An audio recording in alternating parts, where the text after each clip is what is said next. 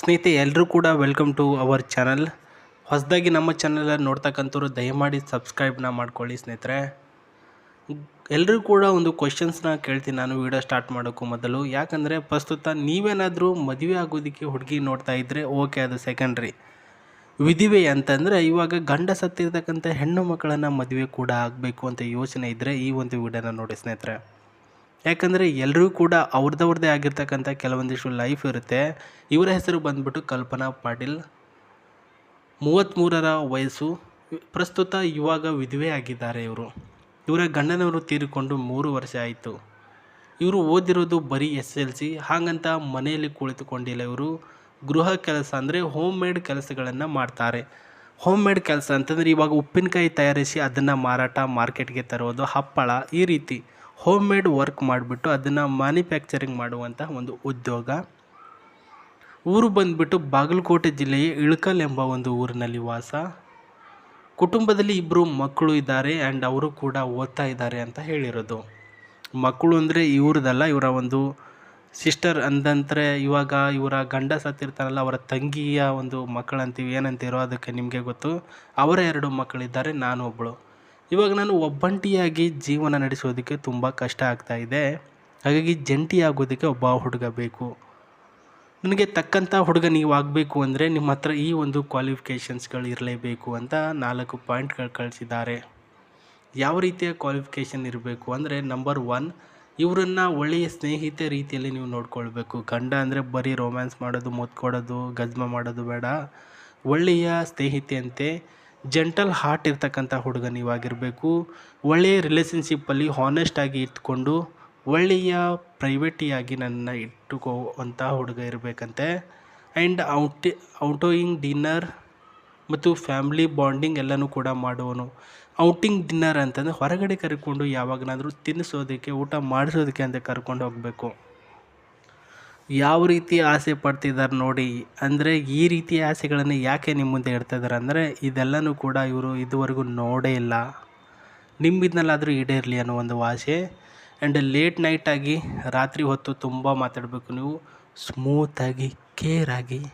Night ಯಾವ ರೀತಿ ಮಾತಾಡಬೇಕಂತ ಗೊತ್ತಲ್ವಾ, ಆ ರೀತಿಯಾಗಿ ಇರಬೇಕು ನೀವು ಅಂತ ಹೇಳಿರೋದು. ಇದು ಅವ್ರ ಹತ್ರ ಇರ್ತಕ್ಕಂತಹ ಡೀಟೇಲ್ಸು ವಿತ್ ಅವರು ನಿಮಗೆ ಕಳಿಸಿರ್ತಕ್ಕಂಥ ಮಾಹಿತಿ.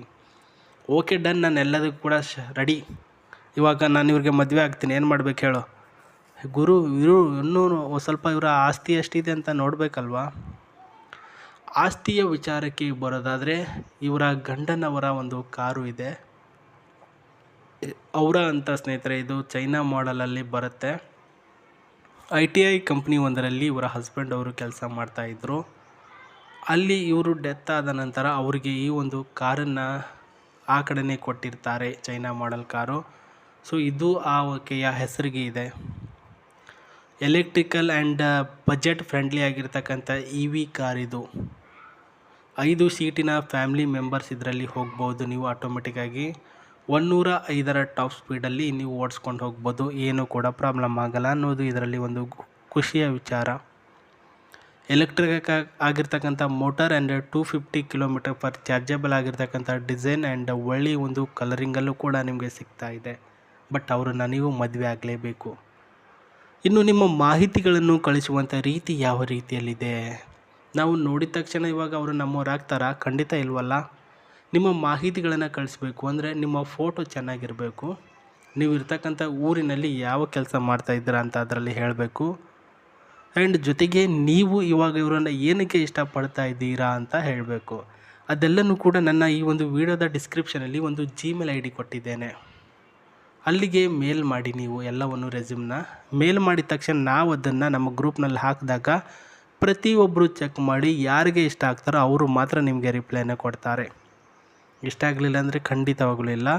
ಇವರ ನಂಬರ್ ಡೈರೆಕ್ಟಾಗಿ ಬೇಕು ಅಂದರೆ ಸಬ್ಸ್ಕ್ರೈಬ್ ಪಕ್ಕದಲ್ಲಿ ಜಾಯಿನ್ ಅಂತ ಒಂದು ಆಪ್ಷನ್ ಇದೆ. ಆ ಒಂದು ಆಪ್ಷನ್ಗೆ ನೀವು ಜಾಯಿನ್ ಆದರೆ ಆವಾಗ ಮಾತ್ರ ಅವರು ನಿಮ್ಮವರಾಗ್ತಾರೆ, ವಿತ್ ನಂಬರ್ ಸಿಗುತ್ತೆ. ಇದು ಈ ಒಂದು ಕಾರಿನ ಒಳಗಡೆ ಇರತಕ್ಕಂತಹ ಒಂದು ಸ್ಟೇರಿಂಗ್ ಡಿಸೈನ್ ಆಗಿರುತ್ತೆ ಸ್ನೇಹಿತರೆ. ಸ್ಟೇರೇಬಲ್, ಅವಳು ಕುಳಿತುಕೊಳ್ಳುವಂಥ ಜಾಗ, ನೀವು ಗಾಡಿ ಹೊಡೆಯುವಂಥ ಜಾಗ, ಆರಾಮಾಗಿ ಸಾಂಗ್ ಕೇಳ್ಕೊಂಡು AC ಹಾಕ್ಕೊಂಡು ವಿತ್ ಏರ್ ಬ್ಯಾಗ್ ಆನ್ ಇರುತ್ತೆ. ಸೀಟ್ ಬೆಲ್ಟ್ ಎಲ್ಲನೂ ಕೂಡ ಚೆನ್ನಾಗಿರುತ್ತೆ. ಹಾಕ್ಕೊಂಡು ಲಾಂಗ್ ಡ್ರೈವ್ ಹೋದರೆ ತುಂಬಾ ಮಜಾ. ಬಿಡಕ್ಕೆ ಹೋಗ್ಬೇಡಿ ಚಾನ್ಸ್ನ. ಒಳ್ಳೇದಾಗಲಿ, ಅವರು ನಿಮ್ಮವರಾಗಿರಲಿ. ಮತ್ತೆ ನಾನು ನಿಮಗೆ ಸಿಗ್ತೀನಿ. ನಮಸ್ತೆ, ಟೇಕ್ ಕೇರ್, ಬಾಯ್.